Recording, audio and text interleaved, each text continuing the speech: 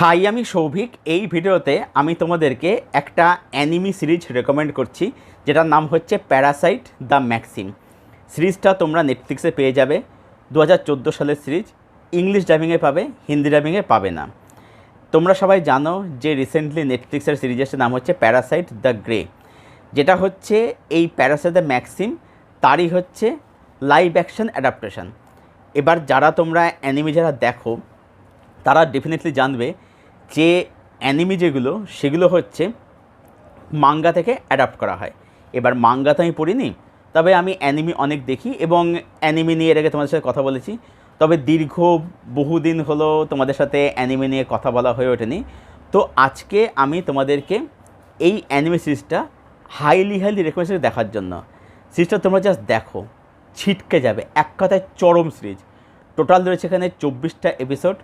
প্রতিটা এপিসোডের run time হচ্ছে 20 থেকে 22 মিনিটের মধ্যে, মানে বেশ বড় সিরিজ এটা বলা যায় আর কি। তো এর গল্পটা কি? গল্পটা হচ্ছে এরকম যে শিনিচি বলে একটা ছেলে, যে খুব সাধারণ একটা নিরীহ গোবেচারা ছেলে। এবার এই ছেলেটার শরীরে একটা প্যারাসাইট, একটা প্রাণী বা একটা কিছু বাসা বাঁধছে। এবারে এই ছেলেটার জীবনে কি কি হচ্ছে, কি কি পরিবর্তন আসছে, যাবতীয় জানতে গেলে নেটফ্লিক্সে গিয়ে তুমি প্যারাসাইট দ্য ম্যাক্সিম এই অ্যানিমে সিরিজটা অতি অবশ্যই দেখে ফেলো। আমার কাছে এই সিরিজের জন্য কোনো নেগেটিভ দিক নেই, তাই শুধুমাত্র সিরিজটার পজিটিভ দিক নিয়ে এই ভিডিওতে আলোচনা করব। প্রথম হচ্ছে সিরিজটার চিত্রনাট্য। এই সিরিজের মধ্যে আমরা অনেক কিছু দেখতে পাই, অনেক ইভেন্ট ঘটে, কিন্তু সেই ইভেন্টগুলো দেখে মস্তি পাওয়া যায়। তার কারণ আছে যে প্রতিটা ইভেন্টের পেছনে একটা কিন্তু প্রপার রিজন, একটা কিন্তু প্রপার বিল্ড আপ রয়েছে। সিস্টেমে শুধুমাত্র যে thrill, suspense, tension, horror element, কিছু সলিড অ্যাকশান সেট পিস রয়েছে তা কিন্তু নয়। তার পাশে সিরিজটার মধ্যে যেটা সবথেকে বেশি ফোকাস করা হয়েছে সেটা হচ্ছে যে ড্রামা এবং ইমোশান। এখানে সম্পর্কের দিকে ফোকাস করা হয়েছে, লাইফ সম্বন্ধে একটা ফিলোসফি রয়েছে। এখানে বলা হচ্ছে এই যে প্যারাসাইট মানে কি আমরা জানি পরজীবী। এবার এই যে প্যারাসাইট, অ্যাকচুয়ালি প্যারাসাইট কারা? যে প্রাণীটা আমাদের শরীরে আশ্রয় নিয়েছে সে অ্যাকচুয়ালি প্যারাসাইট, নাকি যার হেলথ নিয়ে, মানে এই যা দেখতে শুনেছি এই প্যারাসাইটটার হেলথ নিয়ে তার মধ্যে একটা পাওয়ার আসছে, সে নিজেকে খুঁজে পাওয়া যায়, একটা যাকে বলে সেলফ ডিসকভার। তো নাকি আমরাই অ্যাকচুয়ালি প্যারাসাইট, এটা কিন্তু কোশ্চেন করা হচ্ছে। সিরিজের মধ্যে মাল্টিপল ভিলেন্স রয়েছে, ঠিক আছে, এবং যেখানে দেখতে পাচ্ছি যে প্রোটাগনিস্ট সে কিন্তু খুবই সাধারণ, সে কিন্তু আন্ডারডগ, কিন্তু যারা ভিলেন, যারা এখানে অনেক ভিলেন, মাল্টিপল ভিলেন্স রয়েছে এখানে আর কি, তারা অনেক বেশি পাওয়ারফুল। যার ফলে এই যে হিরো ভিলেন যে কনফ্লিক্টটা কিন্তু আমরা ফিল করতে পারছি।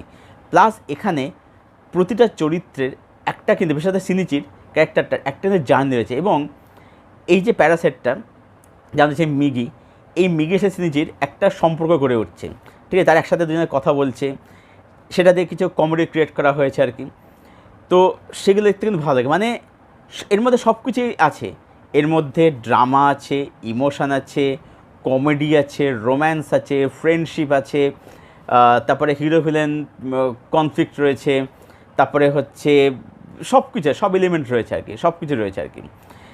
তো সিরিজটা বলবো যে অনেকটা বড় সিরিজ, কিন্তু সিরিজটা কোথাও কিন্তু বোর কিন্তু করে না। এবার হ্যাঁ, যাদের হয়তো এত বড় সিরিজ থেকে অভ্যাস, যাদের ড্রামা দেখা অভ্যাস সাথে একটু কম, তাদের কাছে কোথাও গিয়ে একটু ল্যাক হতে পারে বলে আমার মনে হয়েছে অন্তত। কিন্তু যেহেতু আমার সাথে ড্রামা দেখা অভ্যাস আছে, যেহেতু অ্যানিমের কাছে দেখি যেহেতু, ওই জন্য আমার কিন্তু মনে হয়নি।